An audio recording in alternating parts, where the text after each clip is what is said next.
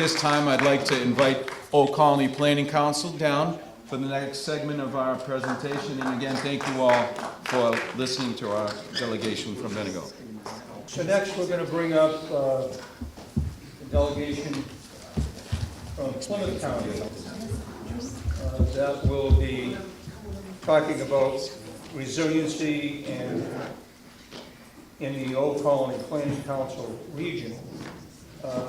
We are running, as you can understand, a little behind, but that's okay because I think our lunchtime speakers will be glad that we're running a little behind because they are not here yet, but they will be joining us very shortly, and we don't want to cut back on any of the presentations that people have worked so hard to present today.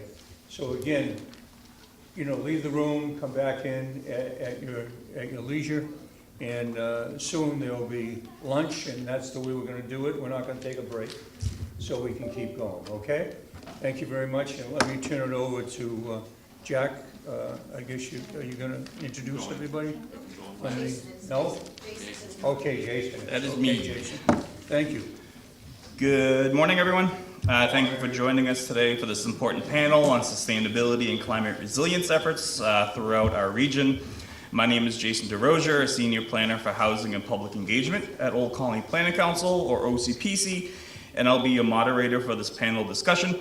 I'm also a proud BSU alum. I graduated the semester before it went from Bridgewater State College to Bridgewater State University, so my diploma actually has a X through college, and I wrote university on it. Just because I wanted to be part of the BSU system, BSU family.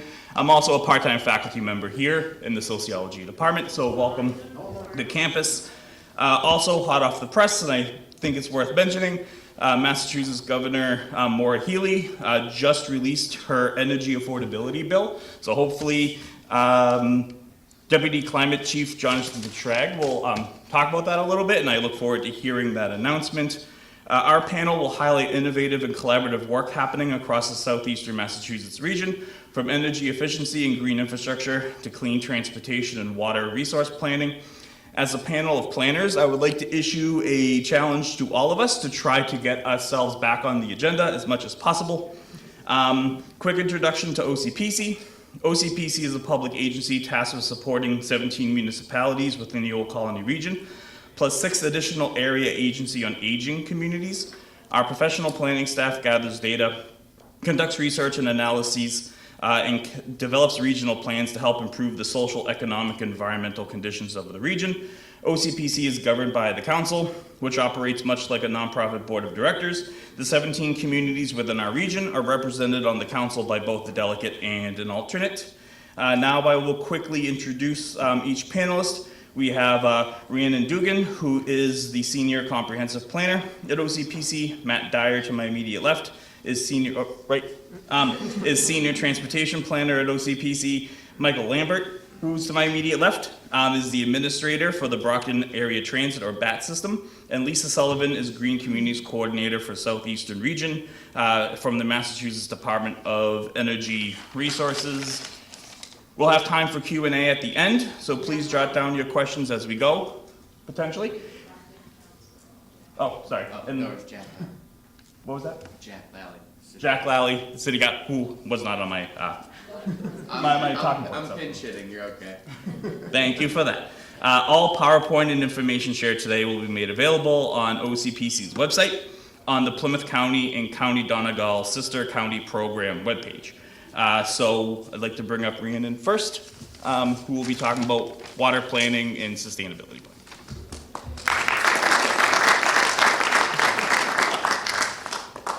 Hi everybody, good morning. Again, my name is Rhiannon and I'm an AICP certified planner in the Comprehensive and Sustainability Department at Old Colony Planning Council. And I'm here today to talk about the work that we're doing between comprehensive and sustainability and making those one thing combined. And also, much like our friends from Ireland, we're talking about how these fall under different categories of local, regional, and state and national importance. So just a little bit about what we do. So as comprehensive and sustainability in one department, we're doing a wide range of projects and work. So these include open space and recreation plans, master plans, municipal vulnerability preparedness plans, and hazard mitigation plans. We are also doing work on implementation projects and grant execution, and we work as a Green Communities Grant Coordinator, which is a state program that is then brought down to the RPAs to administer. And Lisa Sullivan is going to get into the depths of that program, and Paul Umano from our office is our local administrator for that. So jumping into maybe the most climate focused of our plans, we have the Hazard Mitigation and Municipal Vulnerability Preparedness Plan.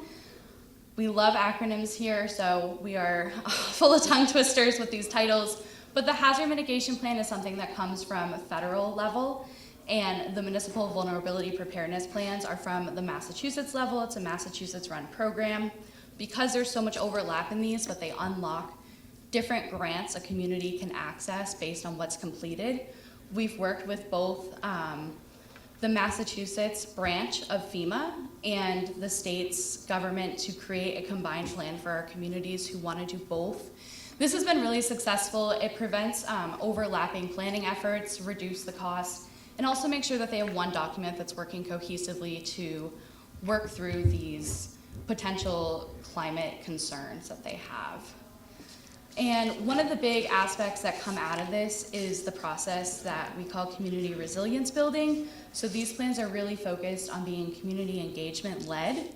There are meetings that specifically go through and list out maybe all the challenges that a town might face based on climate, and allow them to kind of go through a ranking process of what they think is most relevant, most important, and most achievable for their communities. Again, we help develop these plans so that way they are able to unlock different funding structures to implement work following. On more of a broader level versus working from a town to town, this project that we did was about partnerships between different levels of government and different types of organizations, and also spanned 2 of our communities. So DW Field Park is a 700-acre city park spanning from Brockton into Avon. And this work that we did was a very interesting collaboration of having all the partners at the table to make this successful. So this was an opportunity for Old Colony Planning Council to build out a partnership with Wildlands Trust, which is a local land conservation organization. And through that, we partnered with the city of Brockton and the town of Avon, and we're able to create a master plan. This was a Wildlands Trust-led initiative, as they've been working really closely with these communities, but we were able to come on board and help with the community engagement aspect and use our resources and our connections to really further the outreach that we were able to do between these 2 communities and help bridge communication. DW Field Park is run by the city of Brockton, including the area that goes into Avon. Their Parks Commission handles it. They handle the maintenance and the work that happens there. So it was really important that Avon was able to have their voice represented, as well as most people from their community are also visiting this area. This was funded through a really unique source as well. It used a municipal vulnerability preparedness competitive grant, as this is one of the largest green spaces in the South Shore and is the largest green space in the city of Brockton.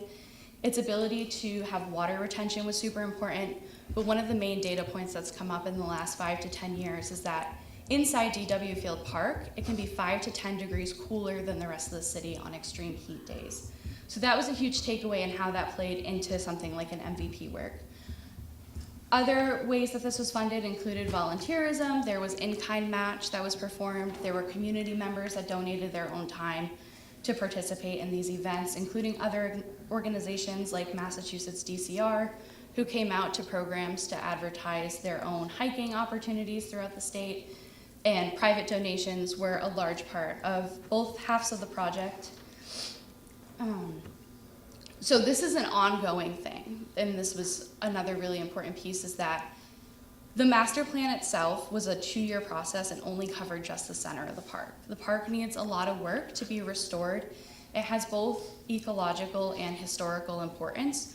It was originally designed as a driving park, so the streets come really close up to all the incredible views, but that creates a lot of pollution and also a lot of safety issues for pedestrians who are using it. So with the center part being completed, we then worked into another MVP competitive grant to work on the northern half of the park. And this was focused on the side that is within the town of Avon, and Avon led the grant process, included all the same partners for the strong continuation of the partnership.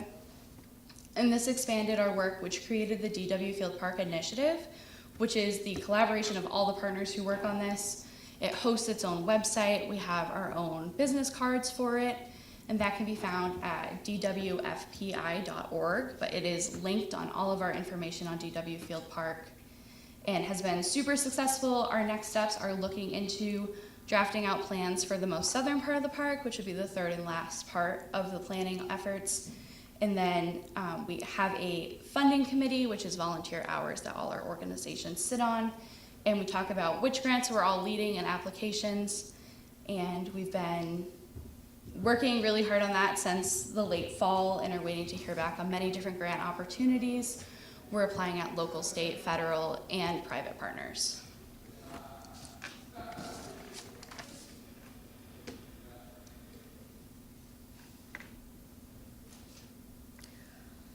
So next, we're spanning a little bit larger into the Old Colony Planning Council Regional Water Plan. I will note that Joanne Zigman is here with us today, and she is the project lead on that. So if you have questions specifically, please go see my colleague Joanne at the end, because she'll have much better answers for you than I will. But this is a plan that encompassed all 17 of our communities, which is a rare opportunity we get, but something we've been looking to expand and doing as a regional planning agency. And it addressed the need for water to fulfill the needs of residents, housing, and economic development. A really neat thing about being on the South Shore of Massachusetts is that with only 17 communities, we're within 4 different watersheds that are impacted by our use. So this includes Boston Harbor, South Coastal, Buzzards Bay, and Taunton. And this again had a multi-source funding. I would have needed my own slide on just funding sources to list everybody, but again, it's heavily documented in everything that we do. This came from a level of federal, county, and local funding. So there was 2 different federal grants that carried a bulk of this, which was the U.S. Economic Development Administration grant, which is we refer to as EDA. And because so much of our water use on the South Shore dictates what we can and cannot do for economic development, that played a really large part. And again, we received money that was through the federal level, through the United States Environmental Protection Agency. And that was with the Narragansett Bay Estuary Program, so that money is funneled down from the federal level to the estuary, and then they designate from there. Again, this was a very community engagement-driven plan. There was a steering committee of 29 members with offered representation from each of the municipalities that were included. And there were interviews held, we did focus groups. There was a very successful survey that went out to households that had over 1,500 completed responses. And there was multiple rounds of public consultation and finalized meetings that allowed people to review the draft with representatives from the writing team on this. The stakeholders' largest concerns were water availability, water quality, connectivity of surface water, affordability, the impact of development on water, and water utility. And all of this is addressed throughout the plan. There are goals that are assigned to each of the main concerns, and they are all designated in a matrix that revolves around short-term or long-term goals and local, regional, or state level, because we knew we needed to create a holistic approach to better managing water needs for the future. Next steps for this project, as again this is ongoing, are forming a standing committee to move forward with this plan. There's a lot of great work outlined in this plan, but we know that fixing water for an entire county availability and ecological restoration for it is an ongoing journey. And then we are looking to continue regulatory discussions with our state level and communities that have control over how much water is and isn't used, expanding education and management practices, and the ongoing seek of funding to keep this work moving forward.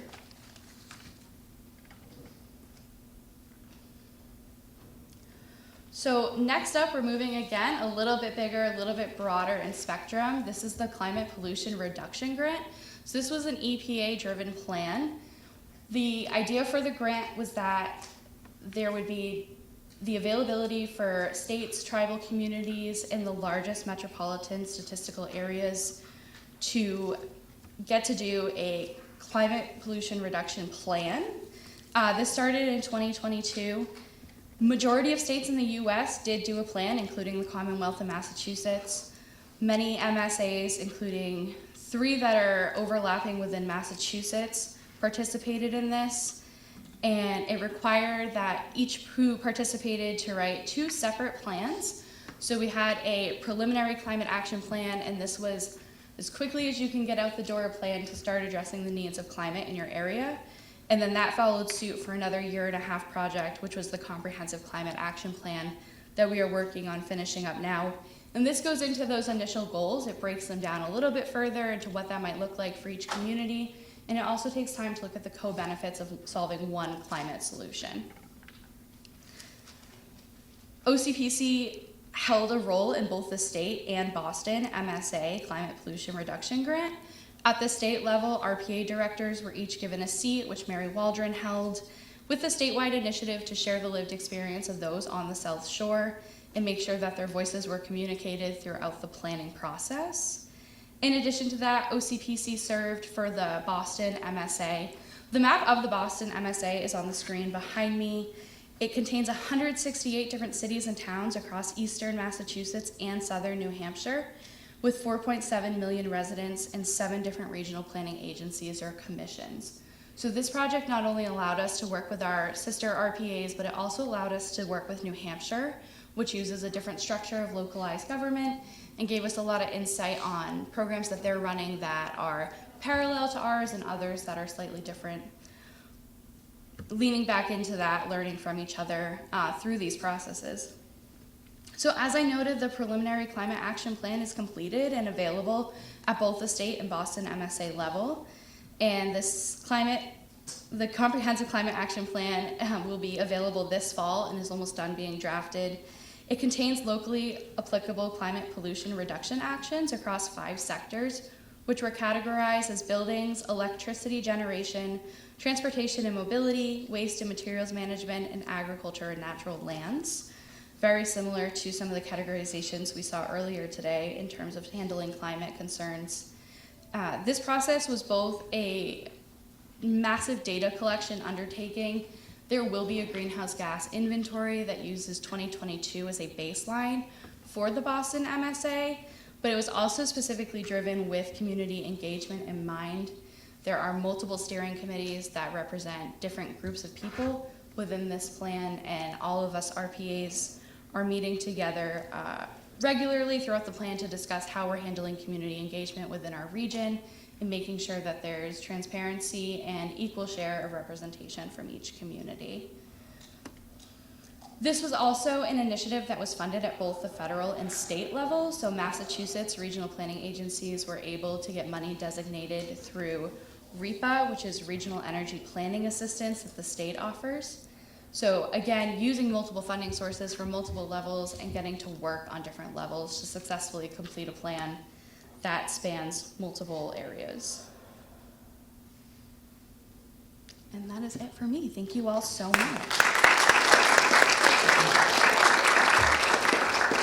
Thank you, Rhiannon. Next, we're going to be joined by Matt Dyer, who will be talking about trails and culverts. Thank you, Jason, and good morning, everyone. It's honored to be here and to talk about culverts and trails with everyone. It's a really exciting topic. So regional trails and connectivity. One of my jobs here at Old Colony Planning is to work with municipalities to talk about trails, and we're conducting an inventory across our region to contribute to a statewide database of where all the trails are. So as a planner, that's wonderful to be able to see where a trail is in our abutting regional planning agency or abutting town, and it really helps paint that picture. So right now we're contributing to this larger inventory, going out there working with municipalities, land trusts, private landowners who may own and maintain trails. One thing about the trails here in the southeast is they're kind of a closed circuit unit where most folks drive to a trailhead, they get out of their car, walk the dog, well, my two dogs here, and you walk the trail, and then you get back in your car, and then you go home. And the initiative here is to try to help get people out of their cars, out on the trails or multi-use bike pathways or protected bike lanes, because we're starting to see that the younger generation, they're starting to lean away from wanting to get their license. They just want to hop on their bike, they just want to bike or walk. They don't want to drive, they don't want to deal with the traffic, they don't want to deal with the car. So one really great initiative right now is the Bay Circuit Trail, where it starts on the South Shore, Plymouth and Kingston, Duxbury, and then kind of goes up and around Boston, up to the North Shore. So we're starting to look at trails that are regional and across the Commonwealth to do interconnectivity and multimodal. So our goal is to really link communities, not just by roads, but by trails and by bikes, bike paths, and help people get out and live a healthier life. And another great thing that I have is a little bit different from culverts and trails is working with our abutting MPO, Climate Resiliency Group. So different MPOs or regional planning agencies, we all get together on a quarterly basis to talk about climate and what are they doing to help move forward the mission of being more resilient as a Commonwealth, as well as regional planning agencies and municipalities. And it's a peer-to-peer support group where we're right now the main objective of the group is trying to stay ahead of the evolving federal guidance on infrastructure and environmental planning. But it's a really great group where we have not only regional planning agencies, but we have folks from municipalities, as well as executive offices such as the Department of Ecological Restoration, the Department of Conservation and Recreation, and the Massachusetts Bay Transportation Authority. We have members all across to come and talk about climate resiliency and how we can all work together, what projects are we working on, and it's a nice working group. And the main feature of the entire day is culverts. So with culverts, just for folks that don't quite know what a culvert is, it's where the road and the stream meet. And how does the water flow underneath that road? Sometimes it's a round cement pipe that helps the water flow. Sometimes it's a box culvert, which the river just flows right underneath. This is a really forgotten part of infrastructure here in the Commonwealth. You know, we drive over multiple culverts a day and don't think twice about it. Just in the region alone, we have over 1,500 culverts in the Old Colony Planning region. Only 150 of them have been assessed. Only 150. So we don't know the condition of them. We don't know what the flow is like. And that's really important. The flow is the most important part of this. Not just for fish passage and making sure that the fish, the adronomous fish, can come in from the Atlantic, lay their eggs, and then go back out to keep our fishing industry up and running. But it's also important in the sense of safety and infrastructure, because we're starting to see a lot of roads starting to get washed out with climate change here, and it's real. We're starting to see more intense storms here in the Commonwealth, where we're having an increase of precipitation in a shorter amount of time, and it's overwhelming our infrastructure. And at times it can wash out the road. So it makes your 5-minute trip to Dunkin' Donuts, and my friends from Ireland, don't go to Dunkin' Donuts. It's not real coffee, it's just pain that we put ourselves through every day. But nonetheless, it takes that 5-minute trip and it can make it 30. And it's not only the inconvenience of life, but also the response time of our emergency responders, as well as economic, the impact on the economy, because it's most of them are truck routes. So a part of this inventory, we're going out, we're measuring the culverts, measuring the flow, and seeing if they match or they even meet the criteria for the Massachusetts stream crossing standards. So it's a lot of fun. It's one of my favorite parts of my job. As you can see up on the screen, is we get our waders on. We're out there measuring, and it's a really great way to kind of see a different aspect of transportation infrastructure.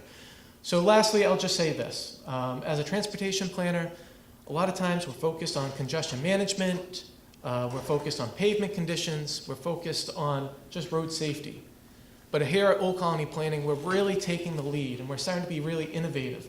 And now we're really incorporating the environment into these corridor studies because it's a huge part of it. It's just not about the congestion, it's not about the pavement, but it's the overall environment. And I'm very fortunate to be here, to be a part of an innovative agency that realizes that it's just not the pavement, but it's also the water. And with that being said, I'm going to hand it off to Mike Lambert. Well, hand it back to Jason, but next up is Mike Lambert. Mike Lambert. Well done. Thank you both. Thank you to the Alliance and to OCPC for having me here today, and welcome to our esteemed guests. I was very happy that Mary asked me to do this because this is not only a critical issue for the Commonwealth and the nation, but also one where we have some good news, so it's nice to be able to present that. The reason it's critical is because in the U.S., the transportation sector is the #1 contributor to greenhouse gases in the nation, and that exceeds both energy production and industry. But tucked within that sector lies the transit industry, which has I would say, the most potential to decrease greenhouse gases. So it's kind of an interesting little part of the overall story here. The way that transit can really impact greenhouse gases is through 3 different means. First, and most simply, is by increasing ridership, by transferring trips from private vehicles to more efficient transit uses. Second is by supporting land use that is much more efficient, more dense, and more able to help support our greenhouse gas goals. And then third, greening our own services, greening our own properties. So I'll hit all 3 of those. Just for setting the stage, the Commonwealth is made up of 16 regional transit authorities, including the MBTA in Boston. We are the little purple area around Brockton, including Bridgewater. So ridership was the first element I mentioned, and it's, again, the most important because it not only is each trip representing a choice to go on via transit, a more efficient use than private vehicle, but it's also part of a either positive or negative cycle. The more people who ride transit, the better our roadway network works, and the better transit works. More people who use private vehicles for trips, the more congested our roads get, and the worse transit works. So we can have either positive or negative cycles. And so for a long time here, our funding was pretty level, and the funding that's shown here translated into pretty level or even declining ridership. But in the past 2 years, our funding has doubled, and along with that, our ridership has doubled. Brockton Area Transit alone is on pace to do 4 million trips this year, and that for a city of only 80,000 and in our surrounding communities, that is a great number. The other thing we have to do is focus not just on our big buses serving urban areas, but also partner with our surrounding communities and be very innovative in terms of getting transit out to suburban and even rural areas, like you might find in Donegal. So we have a strong partnership with Bridgewater State University. We offer microtransit to the town of Rockland, which is sort of like Uber or Lyft, but made affordable for the masses. And then, of course, partner with our councils on aging and our municipalities to provide service as well. In terms of supporting land use, this graphic shows the amount of housing starts happening in downtown Brockton. We're joined by Councilor Lally here today, who's, along with the mayor, is an important voice for promoting the zoning changes that can help increase density downtown and adaptive reuse of properties. And of course, transit is here to both benefit, but also to support those initiatives. And then finally, Gary mentioned that the Donegal Airport's the most scenic airport in all of Ireland, and certainly our transit hub is not as green as his, but we're on our way to try and get there. So this is on the topic of greening transit ourselves. And so, while this is a smaller impact, it's important that transit lead the way, that it become a billboard for greening initiatives, and that it hold its own self accountable for greening measures. So we're trying to convert our transit hub, our property, into a registered arboretum. So we have a plan to plant over 100 trees on our property. And then similarly, so this came from celebrating our 50th anniversary last year, where we also rolled out our first battery electric bus, which is on the bottom image there. And so we have 5 battery electric buses, and assuming that they perform well throughout the heat of the summer, we will have bought our last diesel bus, and we'll be converting entirely to electric. That is our news.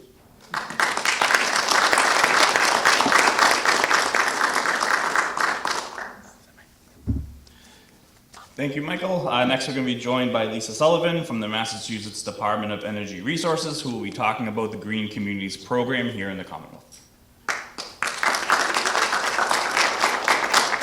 Thank you very much for having me here today. It's a pleasure to be here and to meet our friends from Ireland.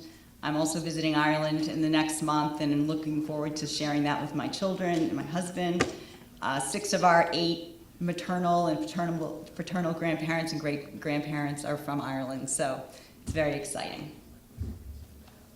So I'm a regional coordinator, so I work with I-84 cities and towns on grants coordination. We offer grants to all cities and towns and districts. We have a designation and grant program for green communities. We also have a climate leader communities program, and I'll talk a little bit about both of those and some of the funding opportunities that are available. We have very similar goals to the EU. We hope to be 50% of our greenhouse gas emissions compared to 1990 by 2030 and net zero by 2050. So it's ambitious, and we need to bring all 351 cities and towns along with us. So we consider ourselves the energy hub for all Massachusetts cities and towns. We offer many programs and resources. We have the Green Communities Designation and Grant Program. We have the META grants, which are Municipal Energy Technical Assistance Grants. We have Regional Energy Planning Assistance Grants, which have been mentioned today because we use the RPAs to help administer those. We have a Mass Energy Insight tool, which allows communities and districts to track their baseline energy use. We have 4 regional coordinators, 1 in each sector of the state, to help communities with their grant administration and to apply for grants and identify projects.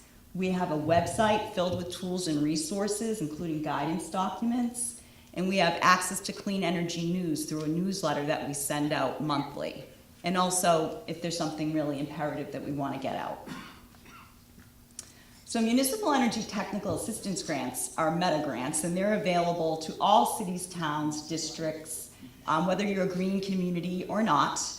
So these provide funding to independent third parties to aid municipalities, regional school districts, water districts, to negotiate and study and manage clean energy projects. So we offer this about once a year.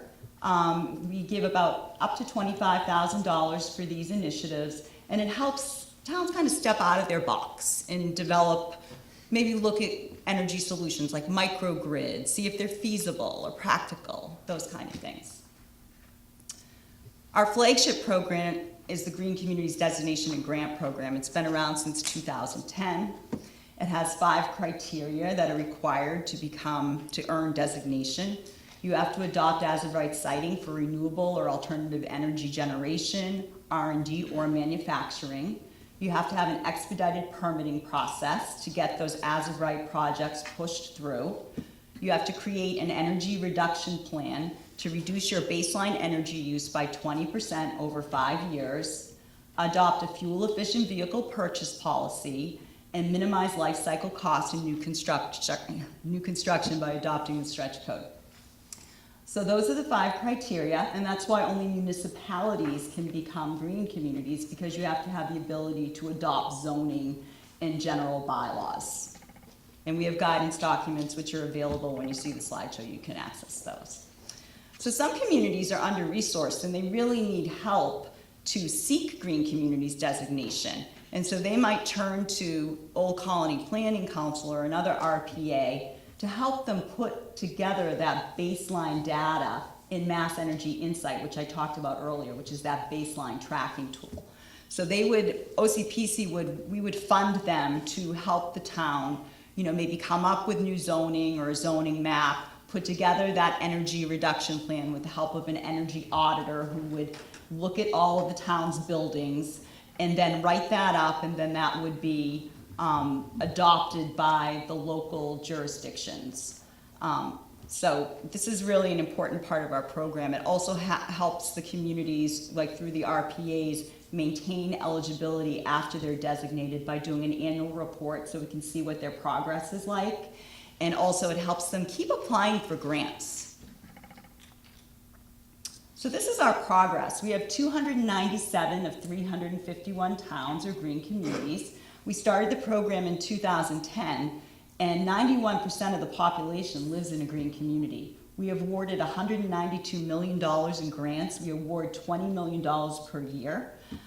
We have leveraged the Mass Save Incentives, which is a program where we work with the investor-owned utilities to take funding from the ratepayers and give it back for energy efficiency projects. So we've leveraged that $44.4 million. We've saved $29.7 million annually in energy cost savings in municipalities, and we've reduced greenhouse gas reductions by 72,000 tons. And more communities are constantly joining the program. So we designate 1 to 3 to 5 communities every year. So the Green Communities designation grants, once a community achieves designation, we give them a grant allocation that's approximately $125K base plus population per capita income for a maximum of $1 million. For example, Boston would have received $1 million. Brockton, when they were designated, received $500,000. We also award competitive grants every year, and they range about $225,000 with an adder for environmental justice communities. You have to be an eligible green community in good standing, so you have to report back. You can only have one Green Communities grant open at a time. We also have multi-year decarbonization grants up to $500,000 because we're finding that these projects are getting more and more expensive and that communities need more money. And to avoid phasing of projects, we want to see that energy saving realized. So we've really picked up with these decarbonization grants, and more communities are taking advantage of that. The kind of projects that are done, by the way, are LED lighting retrofits, heat pump conversions, variable frequency drives, all kinds of projects that save energy. Basically, this is about competitive grant tips. This is how you would apply for competitive grants are more competitive. They save more energy, reduce more greenhouse gas emissions, and we encourage people to apply for utility incentives. We've come out with the Climate Leader Community. It's a Green Communities 2.0 program. It builds on the success of our Green Communities program. It aligns resources for municipalities with energy and climate goals. It enhances engagement and forward progress and encourages adoption of climate clean policies and programs. It expands opportunities for community engagement. The Climate Leader program has similar criteria to the Green Communities program. You have to be a green community in good standing. We ask people communities to have an active energy, climate, or sustainability committee. They adopt a municipal decarbonization roadmap so that they have a plan to move forward with their decarbonization. We ask them to adopt a ZEV first policy, which is looking at battery electric or fuel cell electric vehicles first, plug-in hybrids or hybrids next. And then we expand on that by asking them to adopt the specialized opting code, which is a more aggressive building code or more stringent than the stretch code. We have roadmap assistance to help communities achieve the most difficult part of that process, which is to create the decarbonization roadmap. So we have a consultant that will help communities develop that plan, and we plan to look at those every 3 years after communities are designated. We actually welcomed our first 19 climate leaders in May, at the beginning of May. So the program's off to a good start. Those eligible climate leader communities get to apply for up to $150,000 for technical assistance to help propel their projects forward that they identified in their decarbonization roadmap. And they also get to have access to an accelerator grant up to $1 million.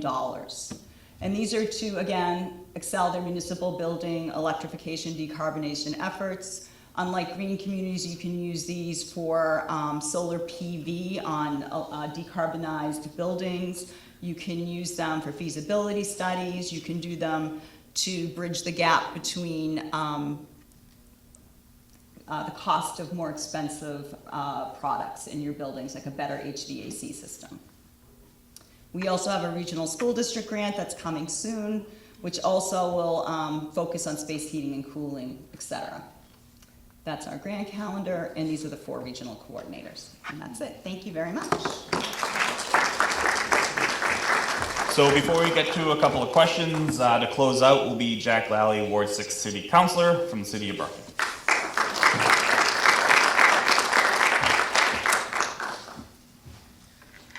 I'm here to just speak for the mayor who had to leave. I was gonna make a joke about how, you know, this is just what he looked like before he became the mayor.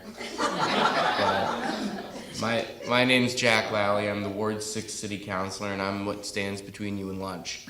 I'm going to keep it brief for that reason, and talk as a municipal official about the significance of a lot of what you've seen already and what you're going to see with the rest of this conference. We're local.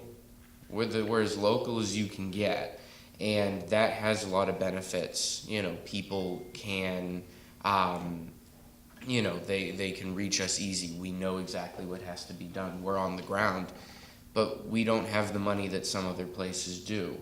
So working together with regional organizations like that, like OCPC, we're able to stretch ourselves a lot further. One of the slides talking about transportation earlier had a picture of what they call in Ireland a roundabout, which we call a rotary, which is done in my ward. That was something, there was no way we were getting the capital to do that as a municipality. We reached out to OCPC, we asked for their help, and they led the whole program. They did studies, they did analysis, and they determined that a roundabout, a rotary, would be better than a traffic light in that position. It would counteract the major problem, which was speeding. You can run a light, you can't run a roundabout. And the accidents at that site have reduced dramatically. The fatalities that we saw beforehand are gone. What you have now is fender benders, and everyone walks away from a fender bender. You might be mad, but you're alive. So a lot of these programs are huge for us. The work being done with DW Fields Park. Councilor Azak, oh, there she is, she moved. Councilor Azak's the Ward 7 City Councilor. She represents Brockton's portion of the park. She's been heavily involved in the process, and the work being done is going to ensure that that park survives for a lot longer. It coincides with some of the city's vision and the city's effort to create sort of a parkway to link a lot of our parks throughout the community. And you know, the park's artificial. It was created. This was not an organic space that was preserved. It was built, and that means that, you know, maintenance is something that has to be specially taken care of and kept an eye on. You know, I'm processing my thoughts here because I want to make sure I don't miss anybody. But you know, we're at a local level. We know what we have to do. We know what hasn't been done in the past. We know what ground we need to make up when, you know, green policy was not even a consideration, when chemicals from industrial sites could go away by pouring them onto the ground.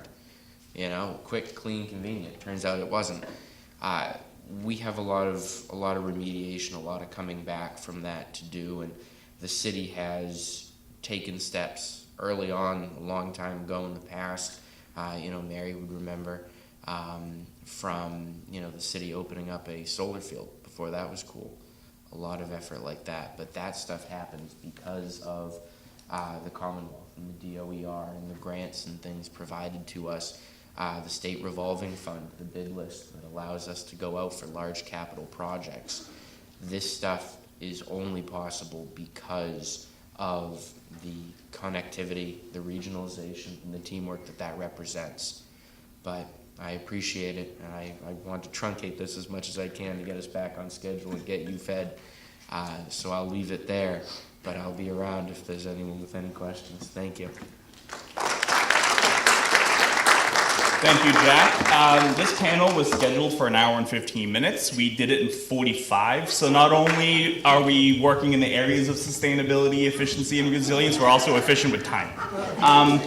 But I just wanted to make sure, does anyone in the audience have a question for any of the panelists before we break? So because I prepared them, I'm going to ask one. Just in terms of the theme of this morning and today, talked a lot about subnational sort of coordination, specifically within a regional scale. You all shared a lot of great information focused on how you are doing your part in your local communities and the local level. This work cannot be done completely in isolation. It does focus much on regional and regionality. How are these projects connected, and do you see opportunities for greater regional coordination?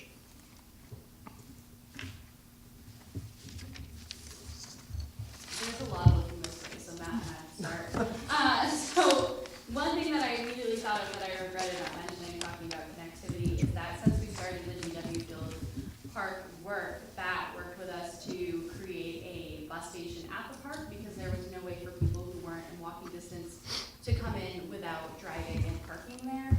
So that was a fantastic, right off the bat, it really showed that the long-term relationships that we're building are turning into quicker action items. It wasn't something we could sit on, it wasn't something we had to write into a plan.